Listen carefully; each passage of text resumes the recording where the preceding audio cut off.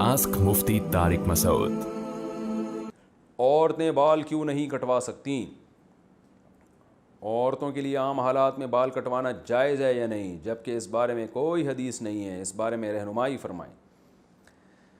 देखिए, हदीस में आता है कि औरतों को मर्दों की मुशाबहत से और मर्दों को औरतों की मुशाबहत से मना किया गया है। अब ये बात पूरी दुनिया में मुसल्लम है कि औरत को अल्लाह ने लंबे बाल दिए हैं, तो उसके लिए बाल कटवाना ये मर्दों से मुशाबहत है, इसलिए ये सही नहीं है। बाज़ लोग कहते हैं उम्महातुल मोमिनीन ने नबी सल्लल्लाहु अलैहि वसल्लम के इंतकाल के बाद बाल कटवाए थे, छोटे करवाए थे, तो इसलिए बाज़ लोग कहते हैं इससे पता चलता है औरत बाल छोटे करवा सकती है। तो खूब समझें कि उम्महातुल मोमिनीन ने नबी के इंतकाल के बाद जो बाल छोटे करवाए थे वो ज़ीनत ख़त्म करने के लिए, कि अब शौहर का इंतकाल हो गया तो हमने बालों की ज़ीनत किसके लिए, ये तो शौहर के लिए थी, तो ज़ीनत ख़त्म करने की नीयत से थोड़े से छोटे करवाए थे बाल उन्होंने।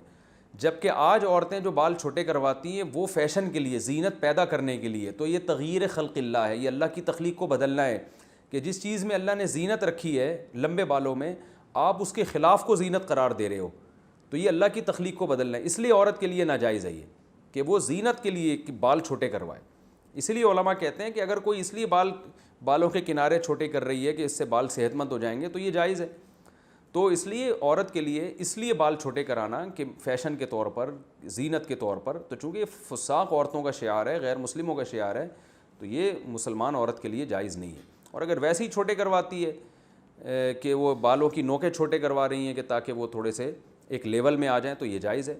और अगर कोई इसलिए छोटे करवा रही हैं कि बहुत ही लंबे हो गए हैं, संभालना मुश्किल है, तो भी जायज़ है, लेकिन इतने छोटे कि मर्दों से मुशाबहत ना हो। तो इसलिए उलमा कहते हैं कि कम से कम जो है ना, इतने बाल जो कमर तक आ रहे हों और जो जिसमें चुटिया बन सकती हो। बाज़ उलमा ने ये भी कहा है कि जो औरतों के बाल होते हैं कम से कम चुटिया बन सकती हो उस बालों में, अगर कोई बनाना चाहे, तो इससे ज़्यादा छोटे करने की इजाज़त नहीं है। आस्क मुफ्ती तारिक मसूद।